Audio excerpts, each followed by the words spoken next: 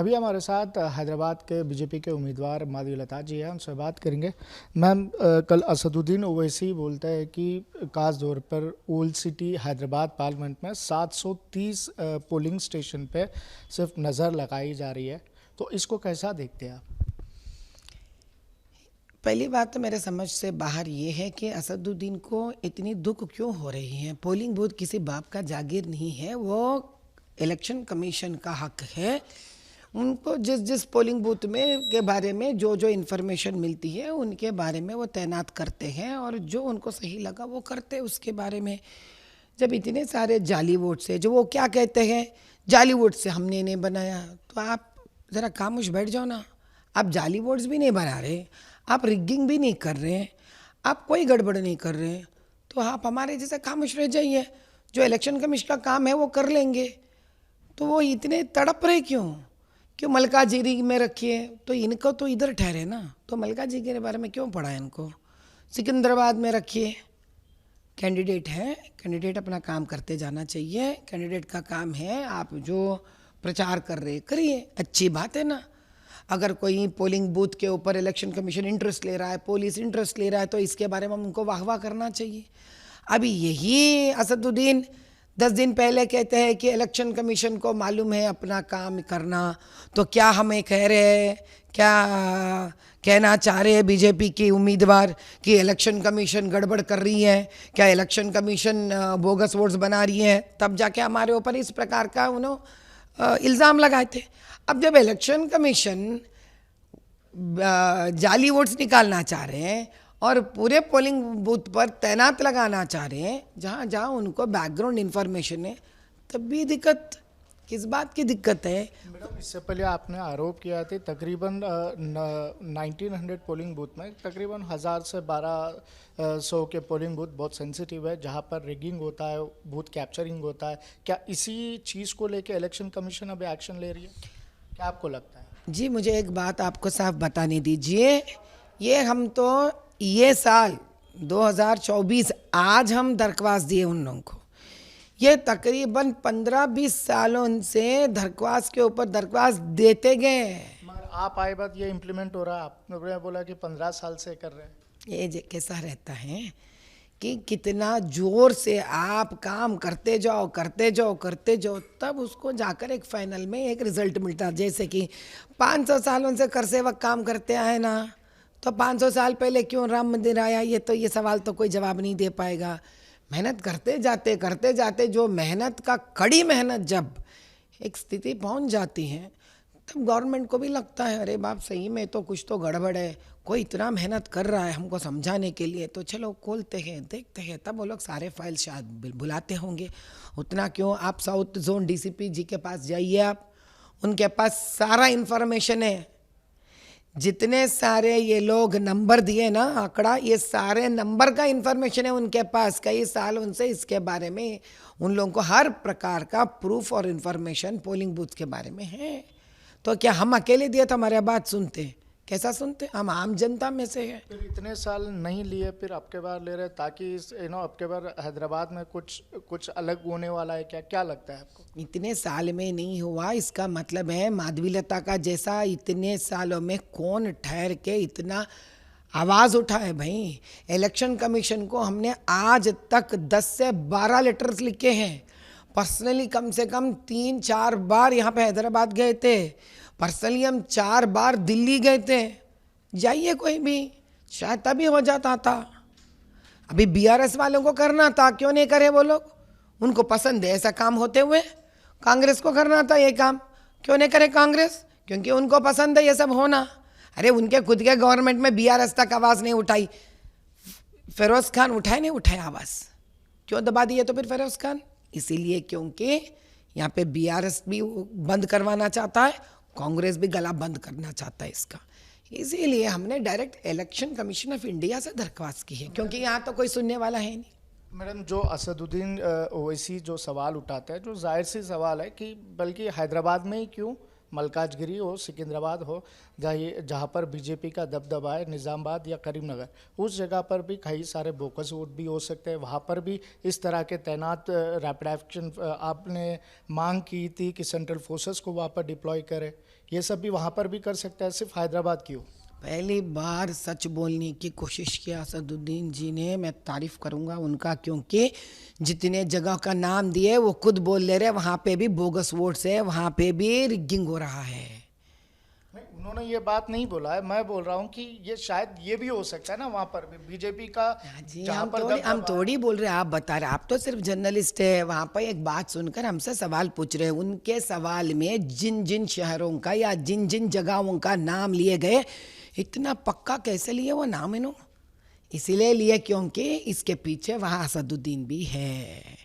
मुझे पूछिए, मैं नहीं बोल सकती वो जगह के पास, मुझे पूछिए, मैं नहीं बोल सकती वो जगह के नाम, क्योंकि मैंने कभी गई नहीं, कभी देखी नहीं वहाँ पे क्या होता है। तो वो 40 साल से सियासत में है, वो शायद उसी वजह हाँ, से तो फिर कॉर्पोरेटर से हाँ, तो फिर जहाँ जहाँ पे ये लोग कांग्रेस का मदद करते हैं, जहाँ जहाँ बीआरएस को मदद करते हैं, जहाँ जहाँ खुद ठहरे हुए हैं, जहाँ जहाँ ये फतवे भी जाते हैं, जहाँ जहाँ ये मुस्लिम ऑर्गेनाइजेशंस में वोट डालने के लिए कोड ऑफ कॉन्डक्ट को तोड़कर भी आगे बंद करते हैं, इनके पास ये सारा लिस्ट रहता है, पक्का लिस्ट रहता है। जहाँ जहाँ ये लोग इस प्रकार के जाली वोट का इस्तेमाल करना, रिगिंग करना, वहाँ के दूसरे पार्टी वालों को, खास कर कर भाजपा के एजेंट्स को तंग करना, इनका तो अभी आदत सा बन गया। तो इनकी जबान पे रहती है जगहों के नाम। अभी इनको डर लग गया है। क्या लग गया है? डर लग गया असदुद्दीन का कि पूरे जो 800 पोलिंग बूथ हैं, इन पे अभी सही तरीके से ऊपर वाले के रहम से अभी पक्का फेयर वोटिंग होने वाला है। तो देख लेंगे, जीत तो तय है हमारी तरफ। मैडम, आपने कुछ अरब लोगों के बारे में बात करा, हैदराबाद में जो अरब लोग रहते हैं, शिया कम्युनिटी के लोग रहते हैं, उन लोगों के बारे में आप कुछ बोल रहे थे, कुछ खास उनके लिए, हैदराबाद लोगों के लिए, जो ये दो कम्युनिटी के लोगों के लिए लाने वाले हैं? जी हाँ, हम अरब भाइयों के लिए और अपने शिया भाइयों के लिए भी कुछ, जैसे हम जीतेंगे भाजपा से, ये सब उनके लिए करेंगे हम।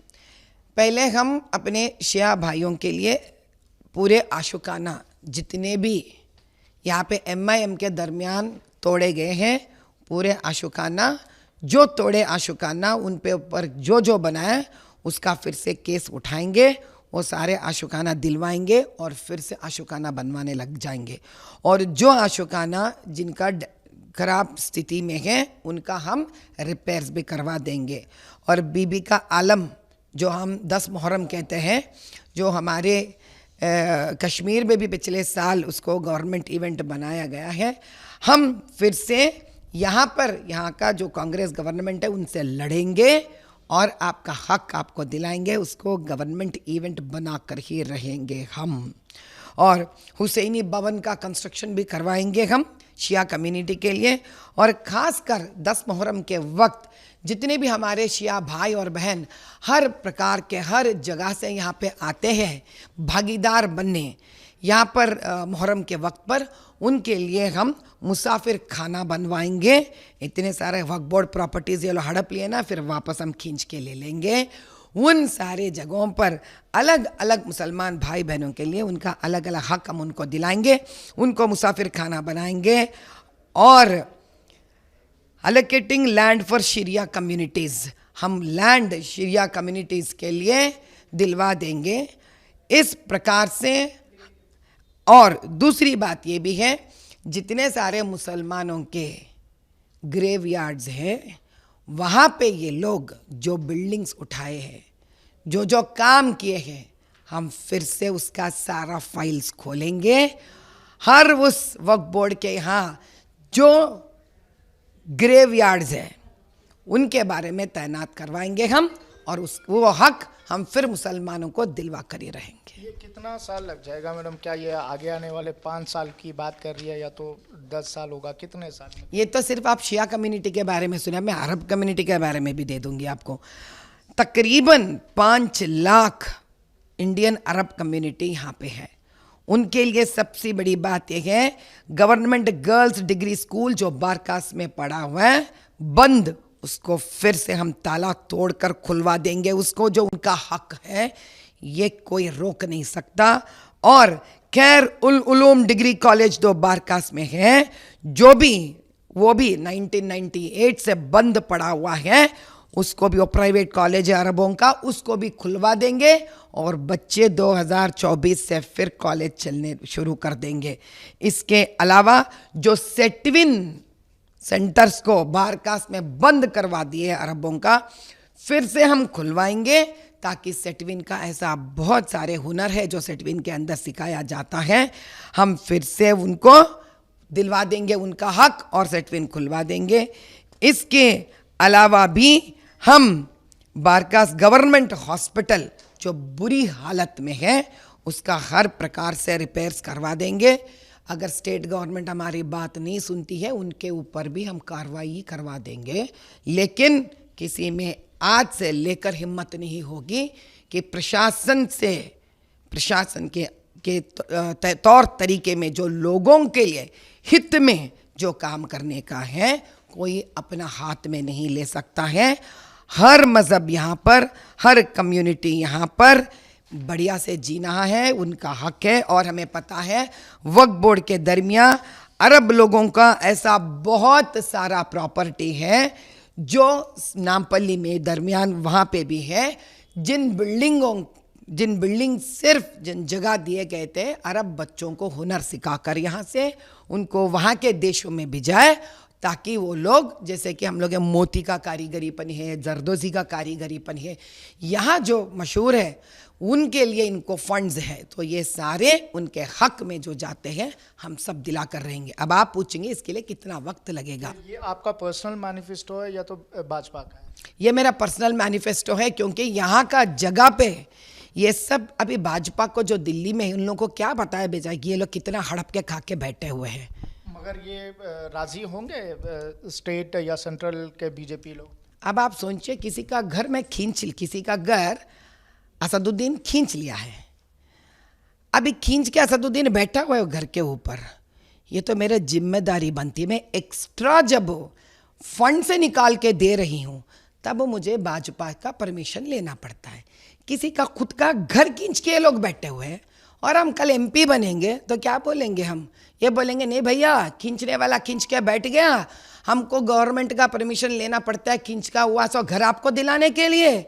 कोई भी गवर्नमेंट, खास कर हमारा मोदी भाई, किसी का हक किसी दूसरे को खींचने नहीं देते हैं। हम ठहरेंगे उसके लिए, और हमारा प्रधानमंत्री न्याय के तरफ है, न्याय दिलाने के तरफ है। हमारे न्याय दिलाने के बीच में अगर स्टेट गवर्नमेंट आता है, उसके ऊपर भी हम कार्रवाई चलाना पड़ेगा। मैडम, आखिरी सवाल है कि चुनाव के समय में इस तरह के वादे तो सभी पार्टी करते हैं, तो इसमें आप अभी जो आपके पर्सनल जो मैनिफेस्टो लाई है हैदराबाद का असर पर हैदराबाद पार्लियामेंट पे, किस तरह के, कितना तक इसको एश्योरेंस मिलेगा आम जनता को जो पब्लिक इसके तरफ देखते हैं?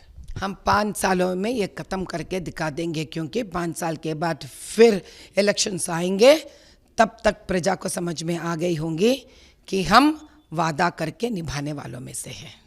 धन्यवाद। यह है माधवलता जी का कहना। आगे खबरों के लिए देखते रहिए न्यूज़ नेशन। मैं हूँ राजकिरण बतला, कैमरा पर्सन सूर्या के साथ हैदराबाद से।